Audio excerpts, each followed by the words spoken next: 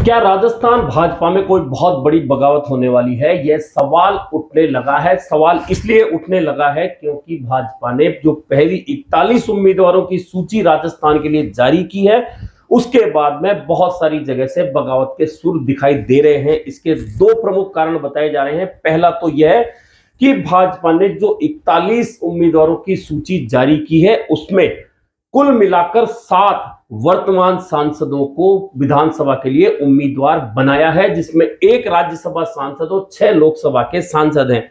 सबसे पहले तो इस सूची पर राजस्थान के मुख्यमंत्री अशोक गहलोत ने सवाल उठाया और यह भी कहा, जब मीडिया ने उनसे बात की और अशोक गहलोत ने कहा कि वैसे तो यह उनका कानूनी मामला है, इसलिए हमें इसमें बोलने का कोई हक नहीं है। लेकिन इसी के साथ अशोक गहलोत ने कटाक्ष किया और कहा कि पहली बार देखा जा रहा है कि किसी भी पार्टी ने अपने 7 सांसदों को पहली ही सूची में विधानसभा उम्मीदवार के लिए उतार दिया है, यानी कि उनके पास उम्मीदवार ही नहीं है और भाजपा ने पहले ही राजस्थान में अपनी हार मान ली है। ऐसा कहकर अशोक गहलोत ने तंज कसा है भाजपा के 41 उम्मीदवारों की सूची पर। अब बात करें भाजपा में आंतरिक बगावत की, तो बगावत की स्थितियां बनती दिख रही है और सबसे पहले बगावत का झंडा जयपुर में ही झोटवाड़ा विधानसभा क्षेत्र से उठता दिख रहा है, क्योंकि वहां वसुंधरा राजे खेमे के बेहद नजदीकी नेता पूर्व मंत्री राजपाल सिंह शेखावत का टिकट काटकर सांसद राज्यवर्धन सिंह को पार्टी ने मौका दिया है झोटवाड़ा से चुनाव लड़ने का है। और राजपाल सिंह शेखावत के समर्थकों ने आज राजपाल सिंह शेखावत के वहां पहुंचकर उन्हें कहा है कि वे चुनाव लड़े, क्योंकि उनका टिकट काटकर पार्टी ने सही नहीं किया है। वहीं राजपाल सिंह ने खुद ने कहा है कि मैं शॉक्ड हूं कि मैंने झोटवाड़ा में भाजपा को खड़ा किया, इससे पहले भाजपा वहां थी कहां। यानी कि राजपाल सिंह शेखावत ने भाजपा को लेकर नाराजगी जताती है कि उनका टिकट क्यों काटा गया है। इसके बाद राजपाल सिंह शेखावत के समर्थकों ने पूर्व मुख्यमंत्री वसुंधरा राजे के यहां जाकर नारेबाजी की और राज्यवर्धन सिंह को भगाने के नारे लगाए। कुल मिलाकर यह शुरुआत राजधानी से हो गई है। वहीं दूसरी बड़ी बगावत की आशंका जो दिख रही है वह है किशनगढ़ में वर्तमान में सांसद भागीरथ चौधरी को भाजपा ने अपना उम्मीदवार बनाया है और वहां से भाजपा की तैयारी करने वाले युवा नेता विकास चौधरी जो लगातार सक्रिय थे, उनके समर्थकों ने भी उनके निवास पर जाकर उन्हें मोटिवेट किया कि वे चुनाव लड़े। और विकास चौधरी ने भावुक होकर कहा कि मेरे राजनीतिक कैरियर की हत्या करने का षड्यंत्र हुआ है और मेरे साथ गलत हुआ है। मैंने मेहनत करी है पार्टी के लिए, लेकिन मेरा टिकट काटकर किस तरह षड्यंत्र किया है कि एक युवा की राजनीतिक हत्या कर दी जाए। यह सिर्फ दो जगह की बात नहीं है, तीसरी बगावत होती दिख रही है देवली उनियारा में। वहां सैकड़ों लोगों ने गुर्जर आरक्षण संघर्ष समिति के नेता कर्नल किरोड़ी सिंह भैंसला के पुत्र विजय भैंसला को टिकट देने का जबरदस्त विरोध कर दिया है। उन्होंने जयपुर कूच कर दिया है। कहा है कि किसी भी स्थिति में विजय भैंसला को वे देवली उनियारा में मंजूर नहीं करेंगे। वहीं कांग्रेस से तैयारी कर रहे डॉक्टर विक्रम सिंह गुर्जर ने भी ऐलान कर दिया है अपने सभी समर्थकों से मिलकर कि मैं चुनाव लड़ूंगा, 100% लड़ूंगा। मैंने 15 साल यहां तैयारी करी है, मेहनत करी है, आखिरकार कब तक मेरा गला घोटा जाता रहेगा। हालांकि वे भाजपा के बगावती नहीं है, लेकिन यदि वे चुनाव लड़ते हैं तो निश्चित मानिए गुर्जर वोटों में बंटवारा होना तय माना जा रहा है। इस तरह की खबरें भाजपा में आने लगी है टिकटों को लेकर। ऐसे में अब अगली सूची जब आएगी तो निश्चित मानिए कि भाजपा में बगावत और बढ़ सकती है। लेकिन इस पूरे खेल में सबसे महत्वपूर्ण अब जो कारण बनने वाला है वह बनने वाला है पूर्व मुख्यमंत्री वसुंधरा राजे सिंधिया। वसुंधरा राजे अभी शांत हैं, उन्हें काफी समय से भाजपा नेतृत्व अलग थलग करने का प्रयास कर रहा है। हालांकि पिछले दिनों जब प्रधानमंत्री नरेंद्र मोदी आए, गृह मंत्री अमित शाह आए, जेपी नड्डा आए, उन्हें मंच पर तो उनके बराबर में स्थान मिलता रहा है। लेकिन इस स्थान मिलने के बाद जब 41 उम्मीदवारों की पहली सूची जारी हुई, उसमें वसुंधरा राजे समर्थकों की छुट्टी कर दी गई है और उन्हें अलग थलग करने का प्रयास किया गया है। ऐसे में महत्वपूर्ण है कि अब वसुंधरा राजे सिंधिया क्या भूमिका निभाती हैं। यह तो तय है कि वे खुलकर तो पार्टी के खिलाफ कोई बात नहीं करेंगी, लेकिन इसकी भी गारंटी नहीं है कि वे अपने समर्थकों के टिकट कटने का तमाशा चुपचाप देखती रहेंगी। वे पार्टी के साथ नजर आएंगी, लेकिन समर्थकों की ओर से जो गुस्सा पनपेगा, क्या उस पर काबू भाजपा और वसुंधरा राजे करेंगी। कहा यह जा रहा है कि शायद वसुंधरा राजे खुद ही इस बार मैदान में नहीं उतरे, पार्टी उनके स्थान पर उनके पुत्र दुष्यंत सिंह को झालावाड़ की किसी सीट से चुनाव लड़वा दें। दरअसल ये इसलिए कहा जा रहा है कि पूर्व मुख्यमंत्री वसुंधरा राजे ने बहुत प्रयास किया कि उनके पुत्र को दिल्ली में केंद्रीय मंत्रिमंडल में स्थान मिल जाए, लेकिन वह नहीं मिल पाया। अब भाजपा नेतृत्व चाहता है, जैसा कि चर्चाओं में है, कि वसुंधरा राजे के पुत्र को राजस्थान से विधानसभा का चुनाव लड़वाया जाए और उसके बाद उन्हें राजस्थान के मंत्रिमंडल में स्थान दे दिया जाए।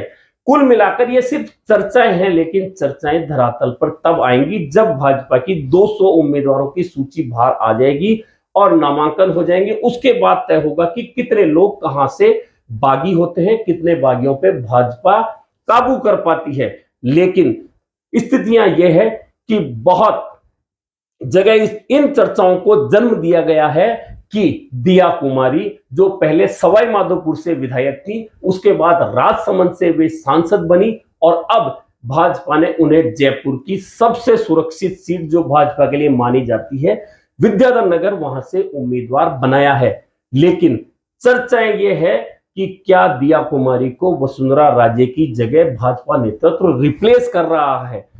अगर ऐसा है तो फिर तो तय मानिए कि पूर्व मुख्यमंत्री वसुंधरा राजे चुप बिल्कुल नहीं बैठेंगी, क्योंकि कोई भी अपना साम्राज्य खत्म होते हुए नहीं देखना चाहता। राजनीति में तो यह बहुत छोटी सी बात है, आप किसी विधायक का भी टिकट काट देते हैं तो वह चुप नहीं बैठता। 2 बार की मुख्यमंत्री रही वसुंधरा राजे के समर्थकों के टिकट काटना और उनकी जगह किसी और को स्थापित होने की चर्चाएं यदि पार्टी में होती है, तो निश्चित मानिए कि वसुंधरा राजे इतनी आसानी से यह सब कुछ सहन नहीं करेंगी, क्योंकि वे भी जानती हैं कि यदि इस बार नहीं तो अब आगे कोई चांस की बात नहीं है, क्योंकि उम्र किसी का भी साथ नहीं देती है। आप रुक सकते हैं, लेकिन उम्र कभी नहीं रुकती। यह बात वसुंधरा राजे अच्छी तरह से जानती होंगी। ऐसे में भाजपा को भले ही अपनी एक एक बगावत से निपटना तो होगा ही, लेकिन यदि बड़े स्तर पर किसी बड़े नेता ने कोई बयान दे दिया, बड़ी बगावत हो गई, तो भाजपा के लिए बनते हुए समीकरण बिगड़ सकते हैं। जैसे कि कहा जा रहा है कि यदि भाजपा इतनी ही मजबूत है, कांग्रेस राजस्थान में इतनी ही कमजोर है, तो आखिरकार भाजपा ने अपने 41 उम्मीदवारों की सूची में 7 सांसदों को आखिरकार क्यों कर मैदान में उतारा है। यदि भाजपा मजबूत है तो वह तो किसी को भी चुनाव लड़वा सकती थी।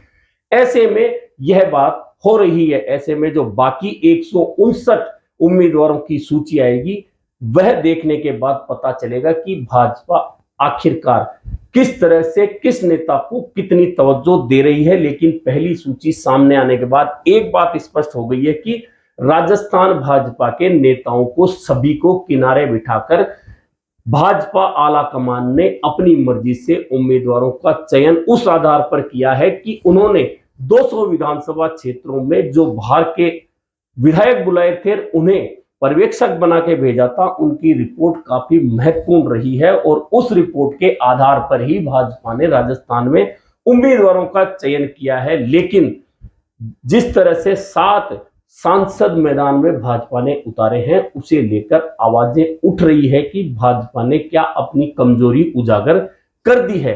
हालांकि यह कमजोरी है या मजबूती, यह तो तब पता चलेगा जब कांग्रेस के उम्मीदवारों की सूचियां सामने आएंगी। जो भाजपा के उम्मीदवार उतरे हैं, उनके सामने कांग्रेस किसे मौका देती है, यह भी काफी महत्वपूर्ण होने वाला है। ऐसे में इंतजार अभी और लंबा होगा, क्योंकि राजस्थान में 30 तारीख से नामांकन शुरू होंगे और 6 नवंबर तक नामांकन चलेंगे। तब तस्वीर साफ होगी कि दोनों पार्टियों के 200 उम्मीदवार पूरे उतरते हैं या कुछ सीटों पर पार्टियां गठबंधन करती हैं। उसके बाद में कितने लोग किस पार्टी से बागी बनते हैं, कितने लोगों पर पार्टी अपना काबू कर पाती है, कितने लोग मैदान में टिकते हैं। लेकिन यह तय है कि हमेशा की तरह राजस्थान में 10 से 15 सीटें ऐसी होती है जहां बागी उम्मीदवार खेल बनाते बिगाड़ते हैं। वहीं इस बार खेल बनाने और बिगाड़ने का काम चुनावी तारीख का भी होगा, क्योंकि 23 नवंबर को देव उठनी 11 है और राजस्थान में उस दिन करीब करीब 50,000 शादियां होने वाली है। तो निश्चित मानिए जिन परिवारों में शादी होगी उन परिवारों के वोट मतदान केंद्र तक कितनी संख्या में जा पाएंगे, यह बहुत महत्वपूर्ण होगा। और यह महत्वपूर्ण उन सीटों पर होगा ज्यादा जहां की नजदीकी मुकाबला होगा। 1000, 1500, 2000, 500 की जो हार जीत के आंकड़े होते हैं उन सीटों पर देव उठनी 11 बहुत महत्वपूर्ण भूमिका निभाने वाली है। उस दिन होने वाला मतदान निभाने वाला है, क्योंकि बहुत सारे लोग शादी के घर वाले, मैनेजमेंट से जुड़े, बैंड या हलवाई या बहुत सारे लोग शादी के एक इवेंट से जुड़े होते हैं। यदि 23 नवंबर के मतदान की तारीख राजस्थान में नहीं बदलती तो निश्चित मानिए हर सीट पर 1000, 1500 वोट, 2000 वोट की जो हार जीत के आंकड़े हैं वे सिर्फ इसलिए बदल जाएंगे कि देव उठनी 11 की वजह से जो लोग शादियों में कहीं ना कहीं जुड़े होंगे वे मतदान केंद्रों तक पूरी संख्या में नहीं पहुंचेंगे। ऐसे में इस बार के समीकरण सिर्फ बागी ही नहीं बिगाड़ेंगे, चुनावी तारीख भी बिगाड़ेगी। ऐसे में इंतजार अभी ये करना है सबसे पहले कि कांग्रेस और भाजपा की सूची में कौन कौन उम्मीदवार आमने सामने होते हैं, कितने लोग किस पार्टी में बागी होते हैं, आरएलपी की क्या भूमिका होती है, बसपा की क्या भूमिका रहेगी, कुछ सीटों पर सीपीएम की भूमिका रहने वाली है, तो मेवाड़ के अंदर बाप की भूमिका होने वाली है। वहीं एआईएमआईएम मुस्लिम सीटों पर भूमिका निभाने वाली है। वहीं और एक बात बता देते हैं कि कुछ और बयान नेताओं के पुराने जो अब सोशल मीडिया पर बाहर आने लगे हैं वे भी चुनाव में भूमिका निभाएंगे। ऐसे में राजस्थान का यह चुनाव जो 23 नवंबर को होने वाला है बहुत जबरदस्त और अलग हटकर होने वाला है। और जब देखेंगे कि होने वाला क्या था, हो क्या गया, जीतना कौन था, जीत कौन गया, हारना कौन था और हार कौन गया, इस तरह की बहुत सारी खबरें नजदीकी मुकाबले की सीटों पर देखने को मिलेगी।